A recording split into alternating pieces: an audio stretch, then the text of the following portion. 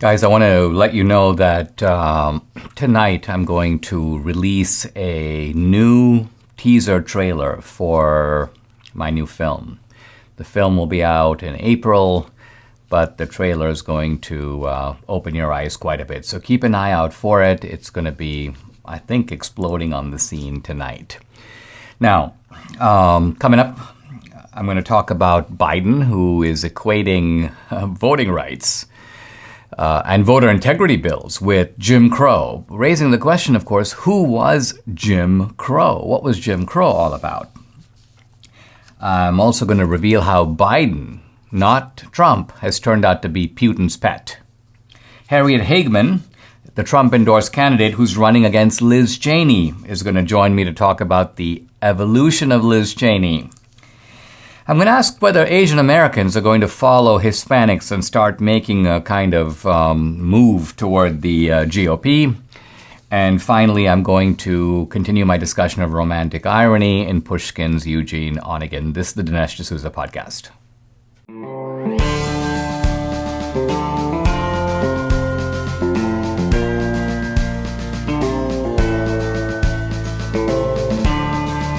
America needs this voice. The times are crazy. In a time of confusion, division, and lies, we need a brave voice of reason, understanding, and truth. This is the Dinesh D'Souza podcast. The Democrats do not have the votes to pass their Voting Rights Act. This is the terrible piece of legislation that would federalize elections and really overturn all the voter integrity laws that have been passed in so many different states. The Democrats are desperate to do this. And but to do it, they have to overcome the filibuster. Well, it's not even clear that they have the 51 votes, but they certainly don't have 60. And so they are simultaneously pushing the voting rights bill, and at the same time, they're railing on the filibuster, and they're trying to make life miserable for Sinema and Manchin. And they're going through this kind of theater, which seems to have a known outcome. But nevertheless, they're pushing it through anyway. I think they feel like if we can get Manchin on the record, we can get Sinema on the record, this will somehow maybe pressure them to change their mind. Now, Joe Biden, who's a pawn of this whole operation, recently tweeted, and I'm going to put this up on the screen so you can take a look while I'm reading it to you. His favorite phrase these days is Jim Crow 2.0. Jim Crow 2.0. He goes, Jim Crow 2.0 is about two insidious things. Let's see what they are. Voter suppression, and election subversion. He goes, it's about making it harder to vote and who gets to count the vote and whether your vote counts at all. Now, this is really over-the-top rhetoric because, well, I mean, you would think that somebody making these kinds of claims would be able to produce a long procession of people who have been trying to vote but have been unable to vote, voter suppression. Then he goes on, it's about who gets to count the vote, as if election integrity bills are somehow creating Republican counting teams that can somehow rig the vote, and whether your vote counts at all, as if you've now got a committee that's throwing out votes into the trash. I mean, this is beyond the pale. And even the equation to Jim Crow obviously raises the question, what was Jim Crow? Well, who was Jim Crow? People use that phrase, Jim Crow. But who was Jim Crow? Well, Jim Crow was a kind of persona, a character, both in writing as well as in the theater. It was primarily developed by a guy named Thomas Rice in the early 19th century. It was a kind of stereotypical and to today's sensibility, very offensive, cartoonish portrait of African Americans and of black culture. It was based upon a kind of folk trickster named Jim Crow that was apparently popular in the kind of folk tales that were around slavery. But this idea, which was a negative depiction of blacks, came to symbolize laws that were passed starting in the late 19th century, continuing in the 20th century, and these were called the Jim Crow laws. And essentially what they meant is they separated blacks and whites into two independent worlds. This is not to say that blacks and whites didn't interact at all. They did, but they interacted only in very controlled settings. You might have, for example, a black maid cleaning the home of a white family. But by and large, if you were a black guy and you wanted a haircut, you had to go to a black barber. At least this was in states that had Jim Crow or segregation laws. Black businesses were separated from white businesses. You had, for example, in Durham, North Carolina, white banks and black banks. Blacks and whites went to different schools in segregated cities and segregated states, and so they didn't attend school together.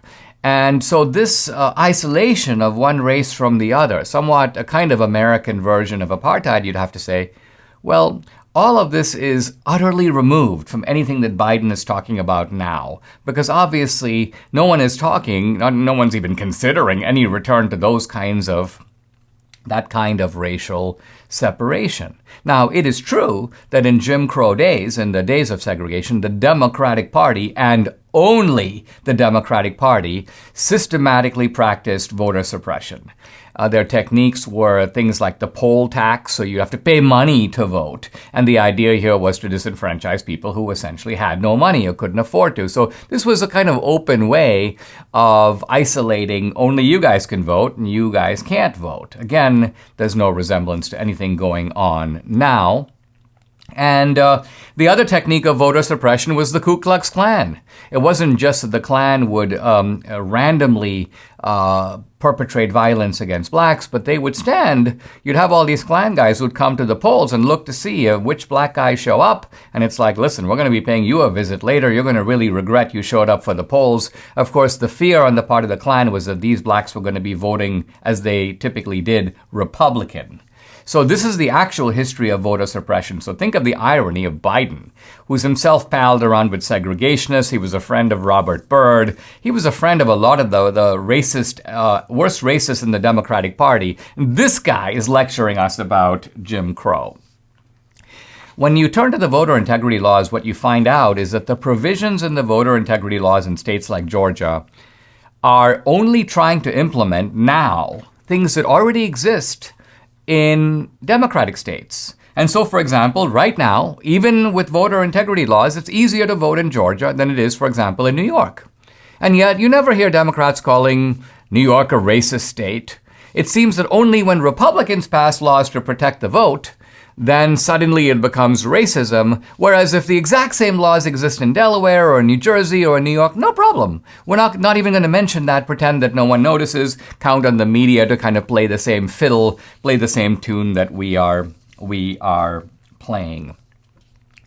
And here's Amy Klobuchar basically talking about why the filibuster needs to end. She goes, democracies around the world do not use the 60-vote threshold. As if to say that because the filibuster is American, it's not used by other democracies. It's sort of, we don't really need it. It's not a necessary concomitant to democracy. Well, okay, but many democracies around the world have no protection for free speech. Many democracies around the world don't protect civil rights. They elevate one tribe, the majority tribe, over the minority tribe, the Hutu over the Tutsi, or the other way around. Some democracies, Great Britain is a good example, coexist with a monarchy. Other democracies in the Muslim world, Pakistan's a good example, use majority rule to impose Sharia law.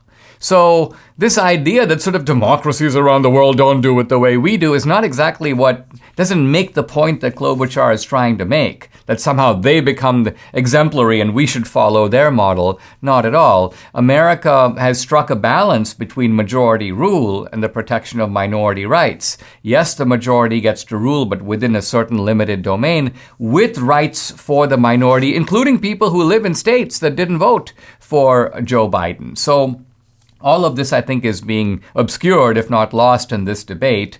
I think the good news is that even though we're hearing a lot of nonsense in the debate, as far as we can tell now, is going to have a satisfactory outcome. Mike Lindell, as you've probably heard, has been debanked, has been canceled by the Minnesota Bank. And this is all his accounts, not just Frank's speech, but even his addiction recovery program. It's crazy. His personal accounts all been canceled. And so this is a guy who's paying a heavy price. I mean, the level of cancellation, but also ridicule. Debbie just showed me, was it Saturday Night Live, honey, you were talking about?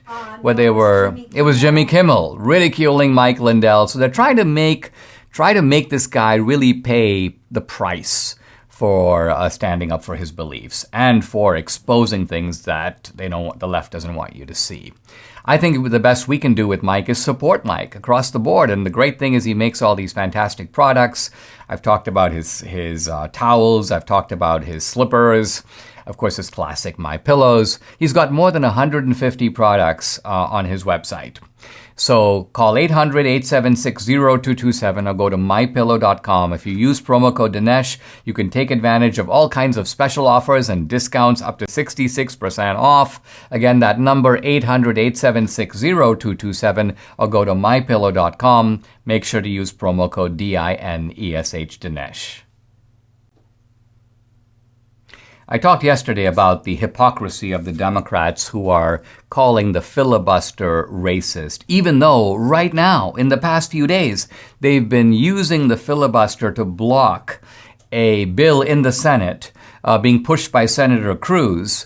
And this is a bill that has 55 senators behind it, including, I believe, 6 Democrats. So this is a bill that would impose sanctions on Russia on its Nord Stream 2 pipeline. This is the pipeline, by the way, that connects and pumps oil from Russia to Germany and through Germany to other parts of Europe.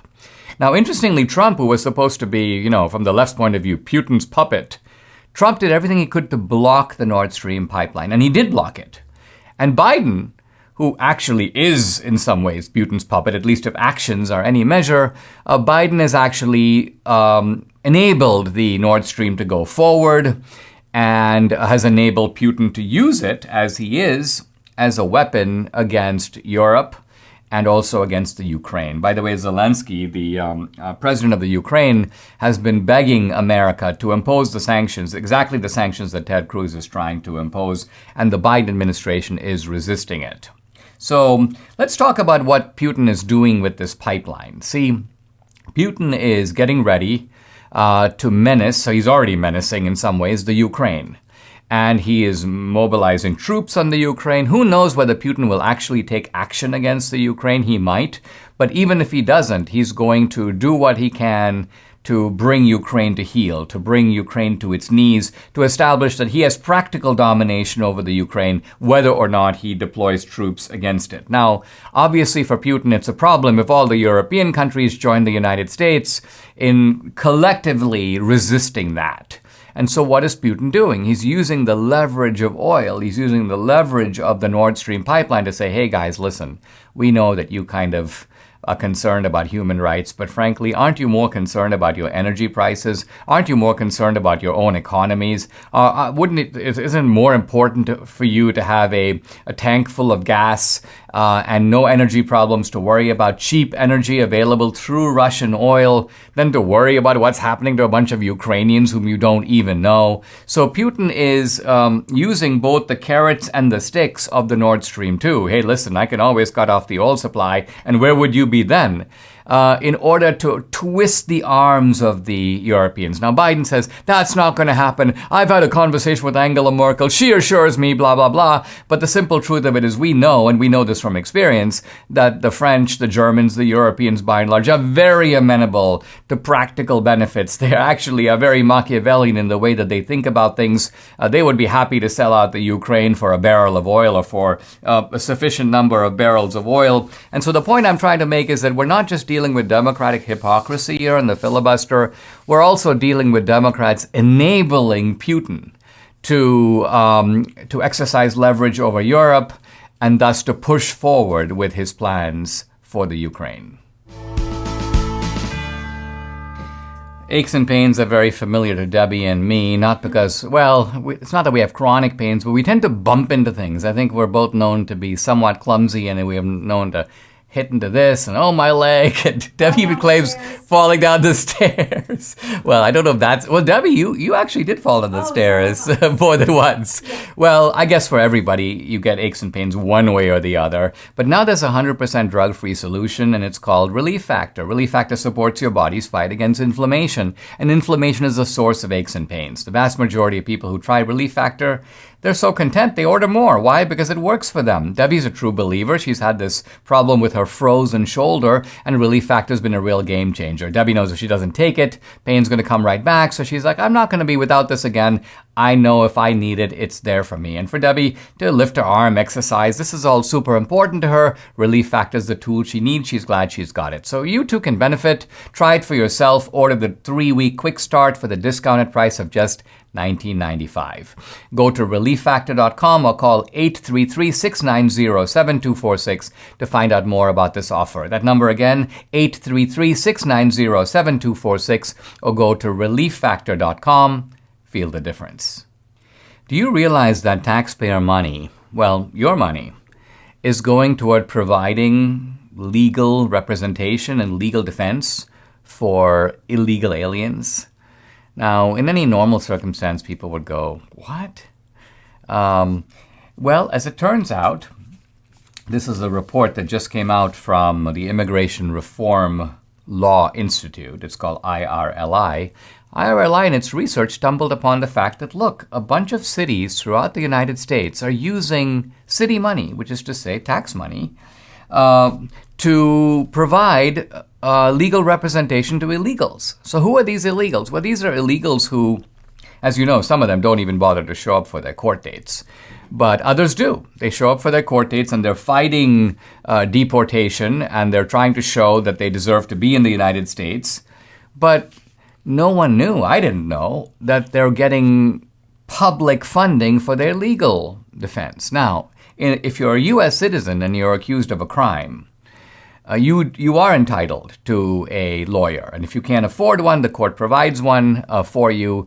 But this is a constitutional protection that is enjoyed by legals. It's well established in American law that illegals don't have any right to free legal representation. Not to mention in deportation cases. In other words, we're not even necessarily talking about criminal cases. We're talking about cases where the guy's like, I want to stay in the United States. Here's my lawyer who's going to speak on my behalf. Well, the question is, who's going to pay that guy? And it should be the guy who's hiring him. But it turns out that cities are funneling money to provide legal representation. These are democratic cities, no surprise. Now, how does that actually work? Well, it turns out it works because there is a left-wing group called the VERA, V-E-R-A, Institute of Justice. And the VERA Institute of Justice has been really successful in lobbying these cities to provide this, basically kind of conniving the money out of the cities to be able to divert it to the representation of illegals. Now, VERA Institute concedes that it's not the law that illegals deserve this protection, but VERA says it should be. They say, quote, it is the government's responsibility to protect the fundamental rights, health, and security of everyone in our communities, including immigrants. They mean illegals, because illegals aren't immigrants. So this is the deliberate rhetorical obfuscation that we've all now become very familiar with, including immigrants who are targeted by our expanding federal enforcement system. Well, our federal enforcement system isn't expanding, it's actually contracting.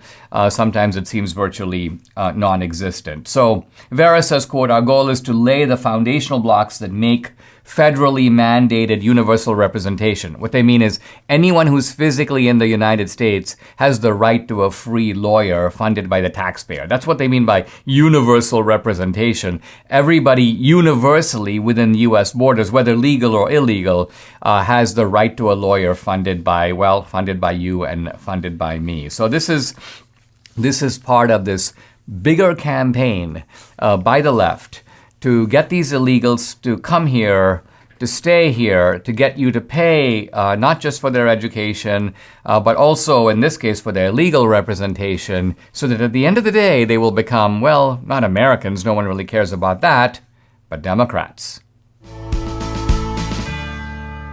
Not everybody likes fruits and veggies. Very few people eat the recommended number or quantity of fruits and veggies. And it's kind of hard to pull it off, even if you are like pretty dedicated to the whole project. But Debbie and I have found a solution, and having found it, we find all kinds of people around us. People here at the studio, people who are connected with Debbie's mom. We mentioned this. There's a way to get around the fruits and veggies problem. They're like, what's that? Well, here it is. It's called Balance of Nature. We take 3 capsules of the veggies and 3 capsules of the fruits. There we go. That's it. Debbie also, by the way, swears by this. It's called the fiber and spice. She says it makes her really regular. And Balance of Nature works. That's why, and everyone that we have recommended it to, they become sort of regular customers. So you should too. Call 800-246-8751. That number again, 800-246-8751. Or go to balanceofnature.com. To get a discount, you got to use the discount code, which is America. Guys, as you know, on this podcast, I've done more than one, stinging critique of Liz Cheney. And I'm really happy to welcome to the podcast the woman who's running against her. This is a U.S. congressional candidate in Wyoming. She was born and raised in Wyoming. She's a conservative constitutional attorney. She's endorsed by Trump. Harriet Hageman, welcome to the podcast. Thank you for joining me. It's a real pleasure to have you. You're running against Liz Cheney, who is kind of a known, if somewhat ambiguous character. But let me start by asking about you, because I'm assuming that a lot of people don't know a lot about you. So tell us a little bit about you, why you're running, and how you're going to be different from Liz Cheney if you get into office. Well, thank you very much for having me. It's wonderful to be on your program today. I grew up on a ranch about 100 miles north of Cheyenne. I am Wyoming born and bred, Wyoming born and raised. I come from a very large family. The vast majority of my family still resides in Wyoming. I went to Casper College after high school on a livestock judging scholarship. Then I went to the University of Wyoming and received both my bachelor's degree and my law degree. I graduated in 1989.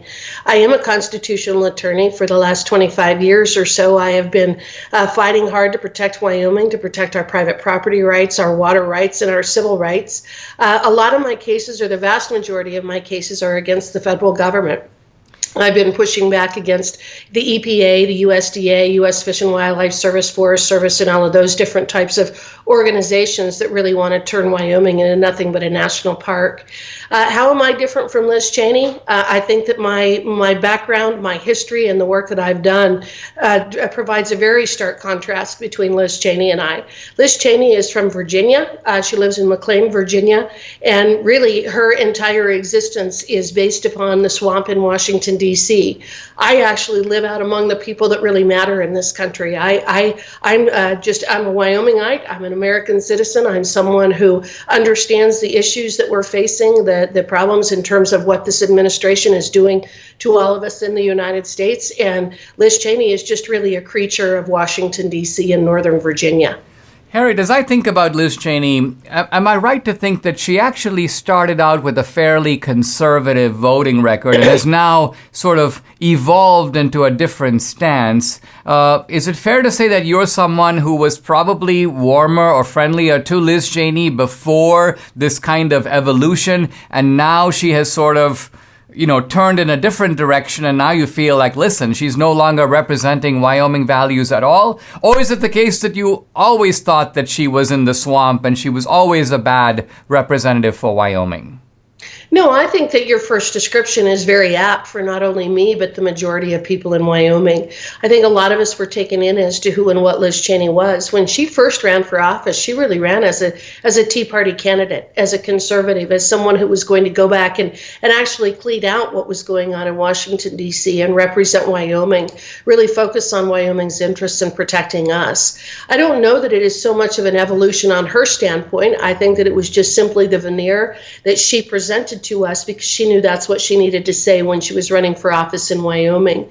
I think that the more I've learned about Liz Cheney, the more I've learned that, again, she's a creature of Washington, D.C. and Northern Virginia. I think an example of that is, number one, the work that she's doing on the January 6th Commission and her vote to impeach President Trump. But she started attacking President Trump long before the election in November of 2020. Keep that in mind. And so people in Wyoming really started questioning who and what she was and what her intent was, what her agenda was, even before the November election. But as my brother says, the reason we have elections every 2 years is to hold people accountable. And I'm not only going to hold her accountable by voting against her, I'm holding her accountable by running against her. We have the right to do that. She's not representing Wyoming. She's representing her own agenda. She's not even on the Natural Resource Committee for Congress, which is one of the very first times in history, which demonstrates that she doesn't have our best interests at heart. She has her best interests at heart. I mean, I see that she's getting praised by Kamala Harris. The Lincoln Project, which has its own agenda, is putting money into her campaign. I read an interesting article that says that when she's communicating with her constituents, she leaves out probably the thing that she's most famous for, which is all her aggressive performances on the January 6th committee. She's basically the front person for Nancy Pelosi and sort of doing Pelosi's dirty work, but none of this is apparent if you look at her communications with her constituents back home. So do you think that what we're dealing with here is just a blatant two-facedness, and she's kind of hoping that her constituents are too dumb to figure out that there she is on C-SPAN and there she is in the national news, and she's the darling of the Washington Post, and the left is praising her, so she obviously is doing something that is advancing their cause, isn't she? Well, absolutely. I'll start with what you said at the very end. There's no question that the work that she's doing with Nancy Pelosi and the January 6th Commission is designed, it's specifically designed to deflect attention from the failures of the Biden administration and to deflect attention from the radical leftists that are running our government right now. So that's number one. Number two, she is being praised by folks such as Kamala Harris and Nancy Pelosi and Adam Schiff. Adam Schiff is one of the most dishonest people we've ever had in government. And the fact that Liz Cheney has aligned herself with Adam Schiff is really terribly embarrassing to the folks in the state of Wyoming. As far as being two-faced, it is rather interesting because I receive her weekly newsletter and I receive her information. And they're full of all kinds of glowing information where she zoomed into a meeting in, somewhere in Wyoming, or she met with some folks in her office in Washington, D.C. But for the longest time, she never, ever mentioned the fact that she was on the January 6th Commission. But as you point out, it's really the only work she's doing at this point. To my knowledge, there isn't anything else that Liz Cheney is doing. Well, actually, I will take that back. Last September, on the Armed Services Committee where she serves, she took time to praise General Miley and attack her fellow Republicans for not being obsequious enough to General Miley and what he's done. This was shortly after the disastrous pullout in Afghanistan and the loss of 13 of our own military, as well as the bombing of a family of 10. She actually took time to praise him and talk about what a great public servant he has been, which I disagree with. But she doesn't talk about her work on the January 6th Commission. But also keep in mind, she really doesn't come back to Wyoming either. So she doesn't probably have a lot of opportunities to come to Wyoming, to Casper or Cheyenne or Douglas or Newcastle or Rock Springs and actually really talk about the work that she's doing. And that's by design. She's not representing Wyoming right now, and we need to replace her. Do you think, Harriet, that this is a winnable race for you? I say that because, by and large, it's difficult normally to unseat an incumbent. But second of all, this is not any incumbent. This is an incumbent with a big name. I remember when I was at the American Enterprise Institute, her dad was a regular over at AEI. I've been to a number of events with him. I actually did like Dick Cheney in the old days. So she comes from a prominent family. She's the incumbent.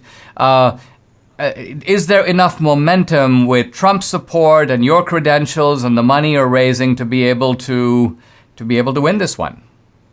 Absolutely. There's no question in my mind. Now, there's no question that Liz Cheney is going to raise massive amounts of money. She already has. As you pointed out, she's raising money from folks like from the Lincoln Project.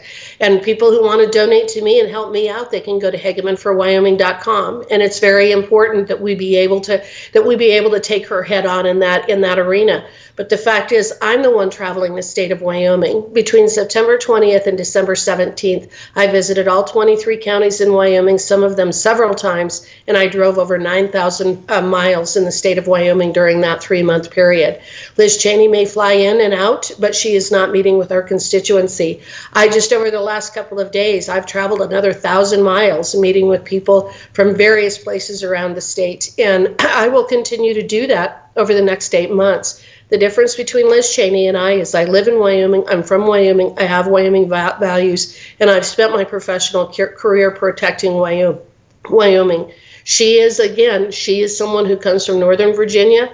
She is the part of the swamp, and the people in Wyoming are really tired of being represented by someone who does not represent our interests and is not carrying out and working on the issues that are important to us. Again, an open border, inflation, these terrible vaccine mandates that we're seeing come out of this government, the unconstitutional overreach. So she's absolutely beatable, no question in my mind.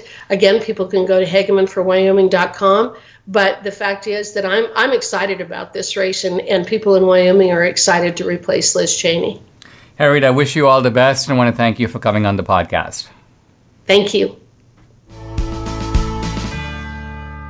Did you ever read the fine print that appears when you start browsing the internet in incognito mode? It says your activity might still be visible to your employer, your school, or your internet service provider. How can they even call it incognito? Now, to really stop people from seeing the sites that you visit, you need to do what I do and use ExpressVPN. Think about all the times you've been using Wi-Fi at a coffee shop, a hotel. Well, without ExpressVPN, every site you visit could be logged by the admin of that network. And that's still true even when you're in so-called incognito mode. What's more, your home internet provider can also see and record your browsing data. And in the US, they're legally allowed to sell that data to advertisers. Now, ExpressVPN is an app that encrypts your network data, reroutes it through a network of secure servers so that your private online activity stays just that private. Works on all your devices. It's super easy to use. The app has one button. You tap it and boom, you're connected. Your browsing activity is secure from prying eyes. Stop letting strangers invade your online privacy. Protect yourself at expressvpn.com/Dinesh. If you use this link, expressvpn.com/Dinesh, you'll get 3 extra months free. That's expressvpn.com/Dinesh. The main thrust of the rhetoric of the left is that they are the champions of democracy, and we, the Republicans, the conservatives, are against democracy. They justify a lot of their measures, and some of them they concede are kind of extreme, as necessary to protect democracy. We need to override the filibuster to protect democracy. But what does the left really think about democracy? I want to suggest that hidden in their bloviating rhetoric is actually a distrust and even deep hatred of democracy itself. Here is a interesting article in the New Republic, fairly typical. I'm going to read the summary of the article because it conveys the whole spirit of the article and it kind of lets the cat out of the bag. They're talking about the Supreme Court's ruling in the Biden vaccine mandate case. Here's what the New Republic says, summarizing its own article. The real Supreme Court ruling appears to be this. This is what it comes down to, in other words. Quote, the Biden administration can only try new solutions to new problems if it runs them through a gerrymandered House and a filibuster-friendly Senate first. So, let's think here about what the New Republic is saying. What they're saying is that the court is insisting that laws, in this case the Biden vaccine mandate, be passed by the lawmaking body of the United States, namely the Congress. And the New Republic is saying, why should we do it that way? Why do we need laws to be passed by the legislature? In fact, they deride the legislature. They say that the House is, quote, gerrymandered, so presumably it's not a real House. It's not a real elected body. And then they say a filibuster-friendly Senate. So the Senate is now illegitimate because, after all, you can block things with the filibuster.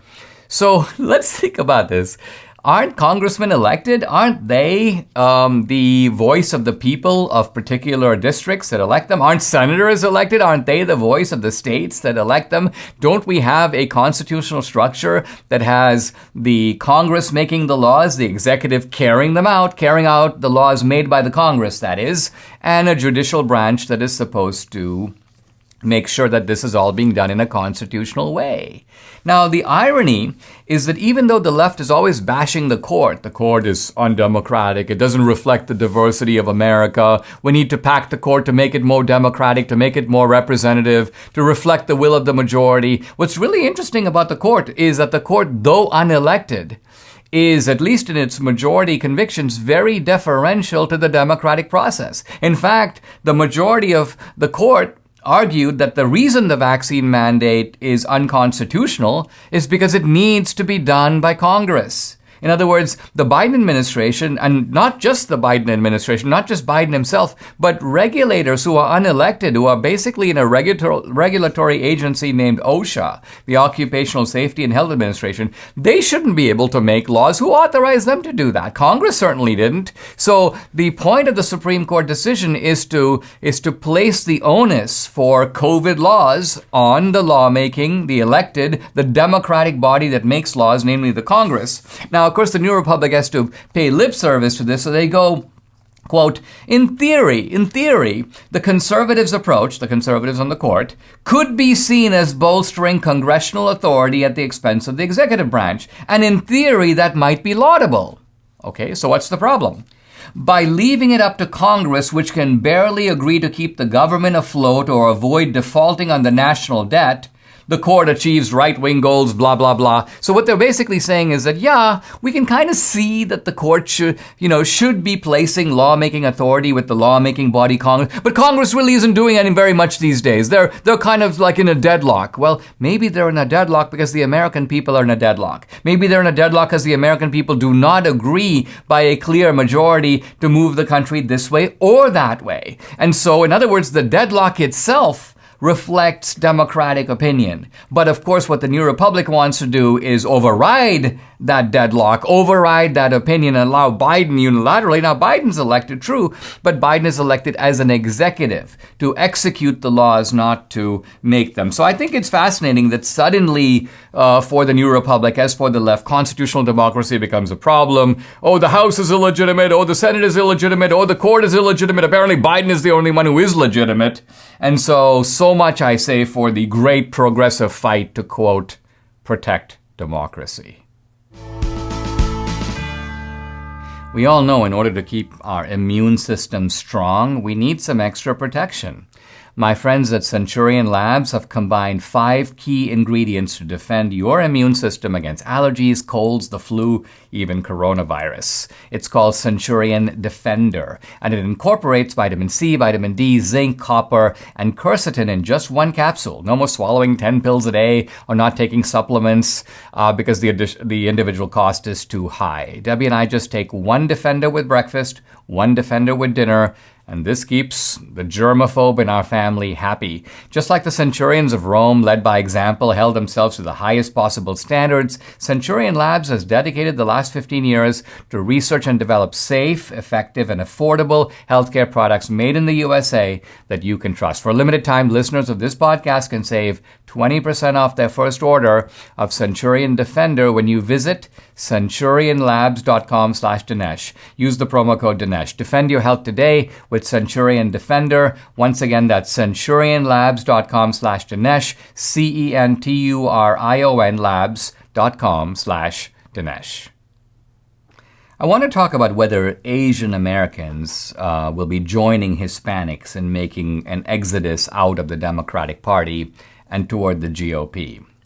Now, the GOP does not need to win decisive majorities of Hispanics or Asians in order to crush the Democrats.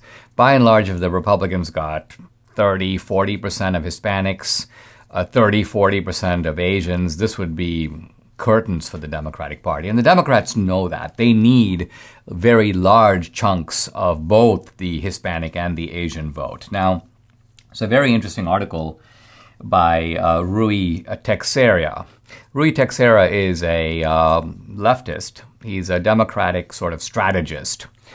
And he has been arguing over the past 20 years that there's going to be a long-term built-in advantage for the Democratic Party as the country becomes more diverse. And his assumption was that by and large the Democrats could count on blacks, could count on Hispanics, could count on Asians. So the Republicans would be essentially relying on an increasingly dwindling share of the white, or at least the white non-Hispanic vote.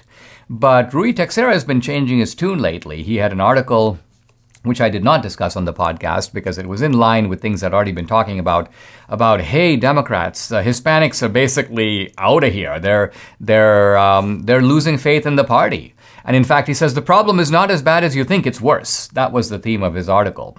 But now he has another article, which I think is very interesting, the Democrats' coming Asian voter problem.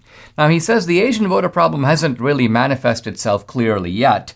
He goes, by and large, even in 2020, while Biden saw real declines in his black vote and a 16-point decline among Hispanic voters, he basically dropped only 1 point among Asians. So the Asians were still kind of in the Democratic fold. But, he says, let's note, Asians are the fastest growing racial group in the country. He goes, if you start looking at some key races in California and in New York, you begin to see that the Asians in California are moving away from the Democratic Party. The same thing in New York.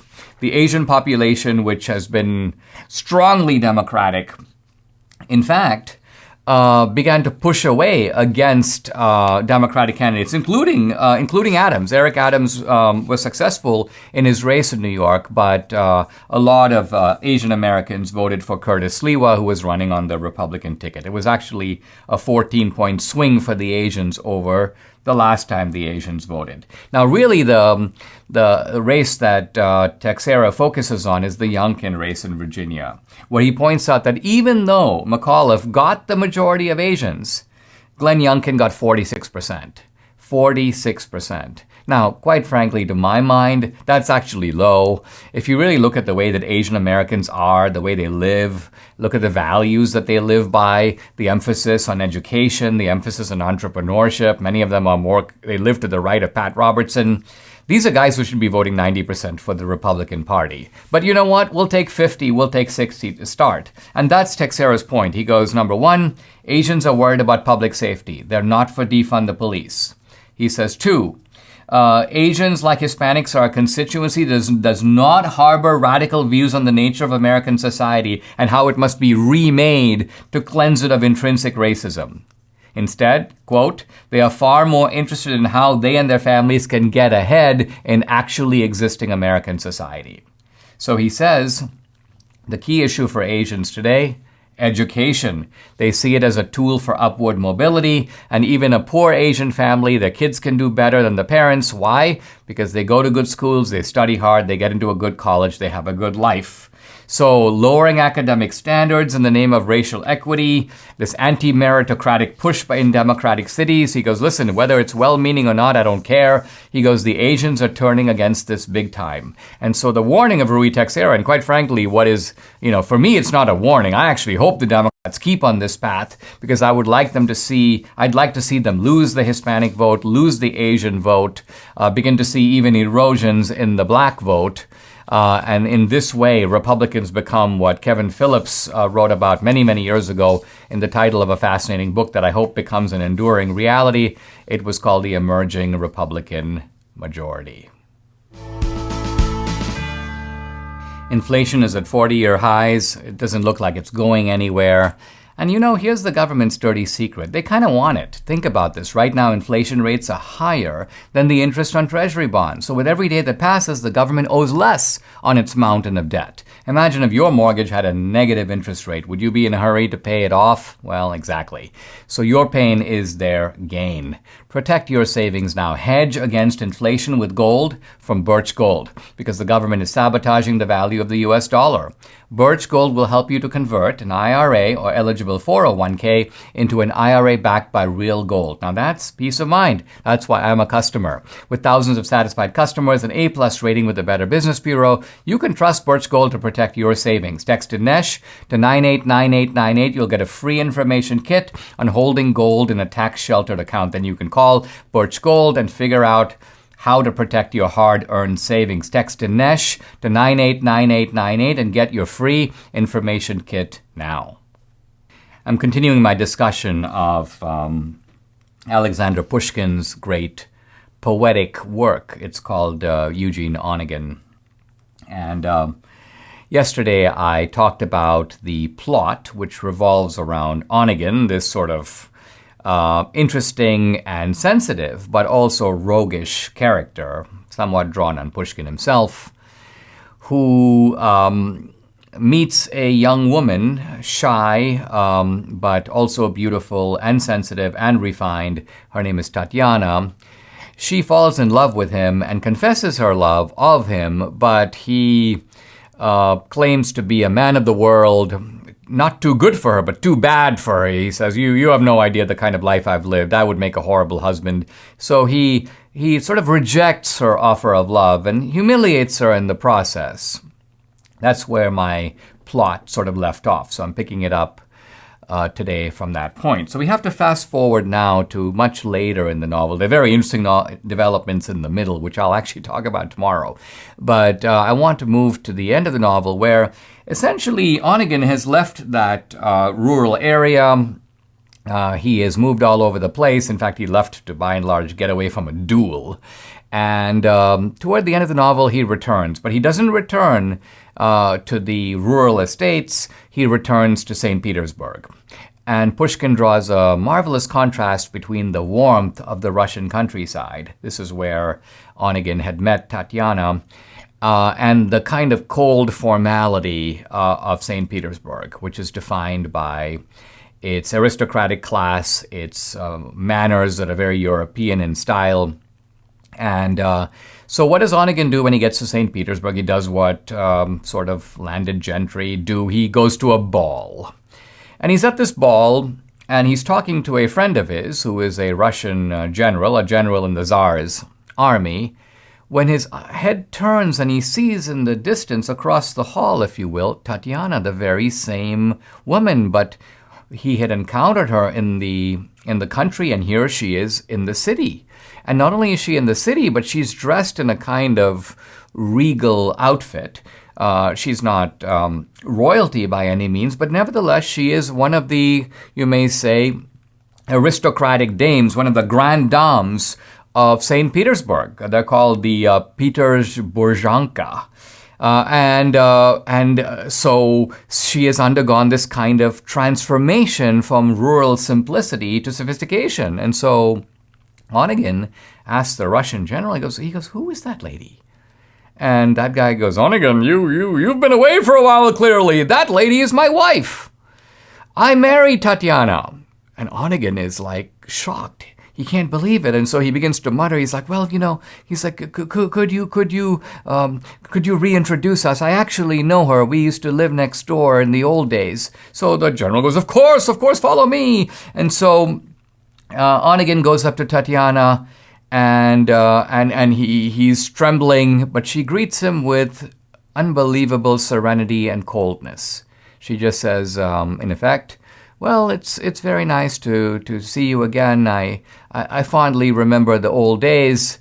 And then she says to her husband, she says, "I'm a little tired. Can you take me home?" And she leaves. And Onegin is forced into a kind of interior examination. He is kind of shocked. Part of his reason for rejecting Tatiana in the old days is he thought of her as a country girl, and he's a man of the city, and he's been everywhere. But here she is, a lady in the kind of inner precincts of aristocratic Petersburg. And so Onegin begins to think, and he says, "I just realized I'm in love with her." So here's Pushkin's irony. She was in love with him before. Now he is in love with her. she wrote a letter to him before confessing her love. And so what happens now? Well, Onegin sits down and he writes her a passionate letter confessing his love, and he sends it off to her. And I would say, not surprisingly, no reply. Weeks go by. And so Onegin is like, I can't stand this. I'm going to go. I can't stand the suspense. And so he goes to her estate. He kind of sneaks his way into the estate, sneaks his way into the house, even sneaks his way into her sort of a private bedchamber. And he sees an amazing sight. He sees Tatiana right there sitting, and she's shedding tears, and sitting right in front of her, or laying right in front of her, is her letter, is his letter. And so he bursts in, and he confesses his love to her. And he says, "Oh, I see you have my letter," and he's expecting her to be receptive, but she turns to him and says, in effect, she says, "Onegin," she goes, "really?" She goes, "Now you're here, you're doing this to me, you're sending me this letter?" She goes, "Why? What are you trying to accomplish here?